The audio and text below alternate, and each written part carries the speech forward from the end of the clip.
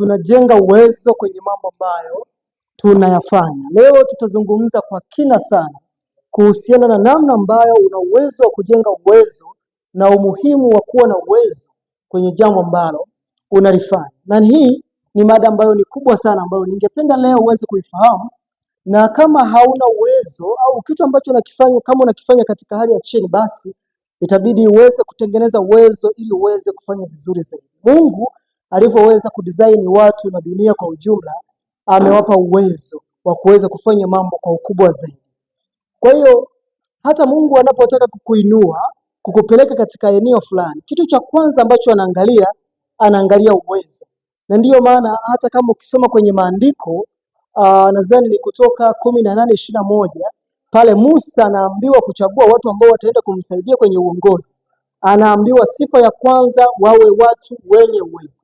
Manake ikatokea wewe unamwomba Mungu jambo fulani na hauna uwezo wa kuweza kulihimili hilo jambo, itakuwa ni ngumu kuweza kulipata, na Mungu hawezi kukupa kwa sababu hauna uwezo.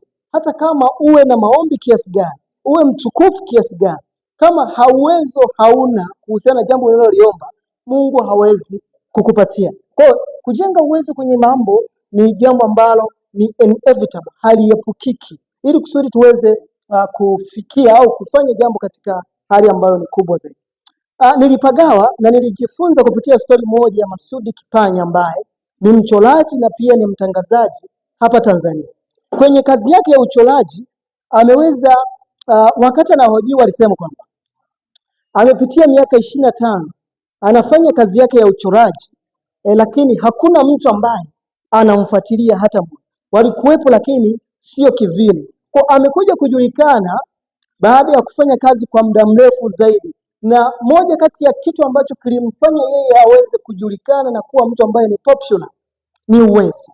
Aliweza kuongeza uwezo katika kazi yake, na ndiyo maana amekuja kuwa mtu mkubwa leo, na anapata pesa nyingi sana sasa hivi kupitia kazi ambayo anaifanya. Anapata pesa nyingi kupitia uchoraji hata kuliko utangazaji. Ni namna ambavyo alikuwa anaongea.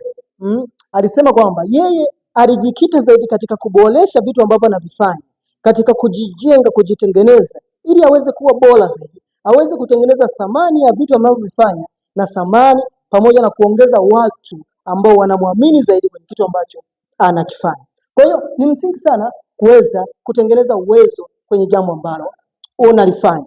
Lakini uwezo unapatikana kupitia mambo mengi. Uwezo unapatikana katika mambo mengi. Mmiliki wa magari ya Ford duniani ambaye anaitwa Henry Ford aliweza kusema kitu ambacho ni kikubwa sana. Ningependa hata wewe uweze kukielewa na ikiwezekana uishi nacho. Alisema kwamba haijalishi utakuwa na miaka 20, utakuwa na miaka 80, lakini kama hauongezi maarifa hapa duniani, basi wewe tayari ni mzee. Kwa hiyo uzee katika karne ya leo haupimwi na umri mdogo ulionao, unapimwa na kiwango cha maarifa ambayo wewe ulionayo. Kwa hiyo wewe kama haufanyi juhudi za ziada za kuweza kuongeza maarifa, basi wewe utakuwa ni mzee. Haijalishi kwamba utakuwa unafanya nini, haijalishi utakuwa umefanikiwa kwa namna gani, usipotafuta uwezo wa ziada wa kuongeza uwezo, basi hauwezi kufanikiwa, hauwezi kupiga hatua. Kwa uwezo ni kitu cha msingi sana. Kumbuka kwamba zamani tulikuwa kwenye industrial age, tulikuwa katika agrarian time, ambapo kipimo cha mafanikio yako yalikuwa yanategemea zaidi unyumbulifu wa mwili pamoja na nguvu zako. Lakini sasa hivi tupo katika information age. Tupo katika ulimwengu wa taarifa, ulimwengu wa habari, ambapo mafanikio ya mtu yanapimwa na kiwango cha maarifa ambayo anayo hasa katika subconscious mind yake. Kwa hiyo wewe usipotengeneza juhudi za ziada za kuweza kuongeza uwezo kwenye jambo ambalo unalifanya, basi utakuwa ni mzee. Haijalishi utakuwa na miaka 20, haijalishi utakuwa na miaka 80, ikatokea haufanyi juhudi za ziada za kuweza kuongeza uwezo kwenye mambo ambayo unayafanya, basi utastuck na utabaki pale pale. Kwa ni muhimu sana kuweza kutafuta uwezo kwenye jambo ambalo unalifanya. Na uwezo unapatikanaje? Uwezo unapatikana baada ya kufanya mambo yafuatayo. Cha kwanza, unachagua marafiki. Chagua marafiki. Kuchagua marafiki tunasema ni friendship audit. Maana yake kila mwezi unatakiwa uorozeshe idadi ya marafiki zako ambao unawasiliana nao aidha kila wiki au kwa huo mwezi. Na ukishaorozesha unatakiwa uchague huyu rafiki ananisaidia nini kwenye maisha. Utakuja uone kwamba yaweza kuwa marafiki wote ambao ulionao wewe hawakufai.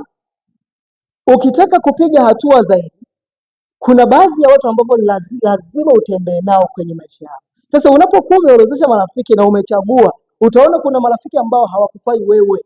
Unatakiwa kupunguza muda wa kuongea nao, na ikiwezekana uachane nao mara moja. Udelete kama namna ambavyo una delete message kwenye simu yako.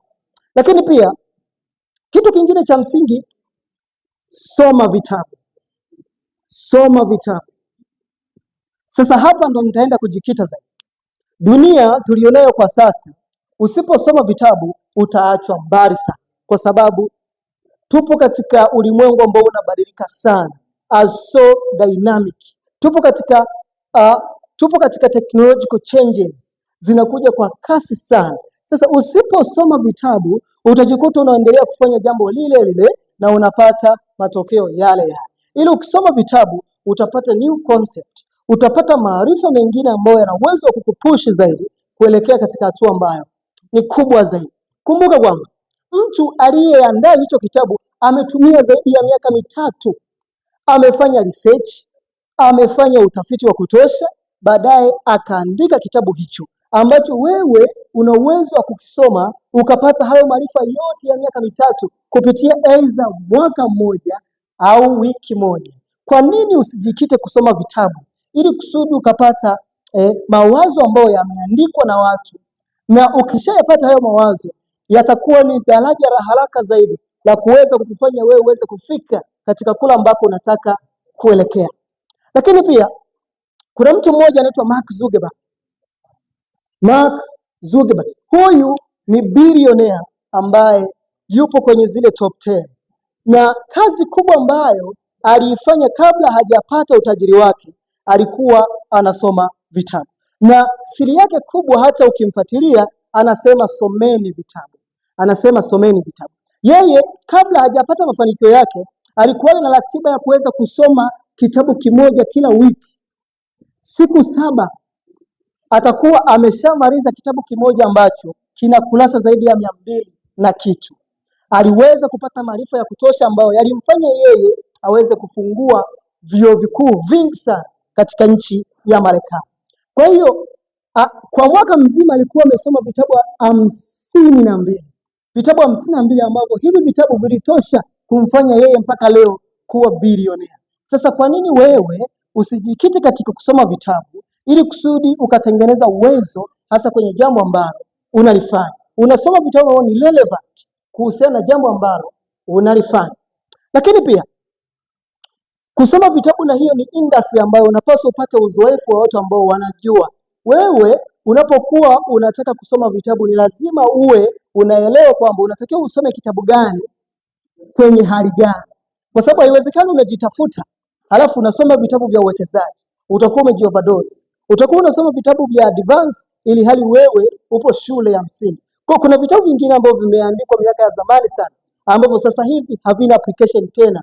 Kwa lazima upate maelekezo ya kutosha kuhusiana na usomaji wa vitabu hasa katika karne ya leo.